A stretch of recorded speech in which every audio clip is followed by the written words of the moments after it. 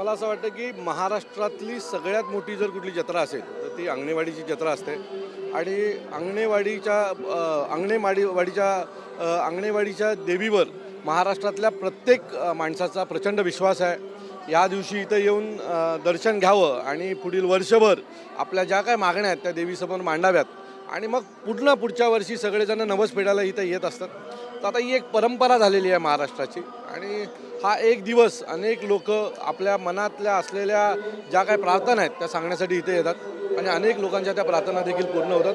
विश्वासाची देवी म्हणून तिला ओळखली जाते आणि म्हणून आज आम्ही देखील आमच्या मनातल्या ज्या काही इच्छा आकांक्षा आहेत त्या मांडण्यासाठी इथे आलेलो आहोत।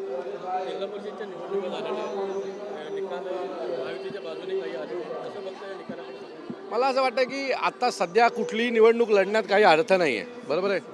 भारतीय जनता पक्षाने अतिशय हुशारीने विरोधक संपवलेले आहेत। शिवसेनेचे 2 तुकडे केले,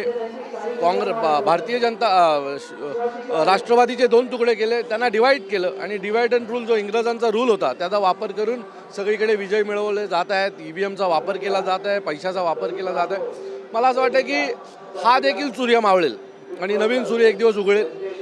भारतीय जनता पक्षाला ही काही आंदण दिलेलं नाही आहे। एक दिवस असा येईल की भारतीय जनता पक्षाला पण एक विजय मिळवण्यासाठी मेहनत करावी लागेल।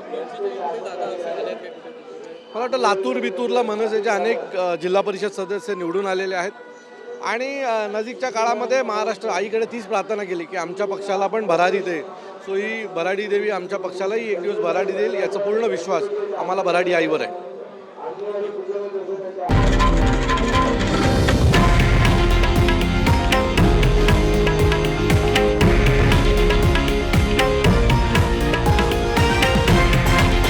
हे आहे देशातील नंबर 1 न्यूज नेटवर्क आणि आपण पाहत आहात TV9 मराठी, एकमेव।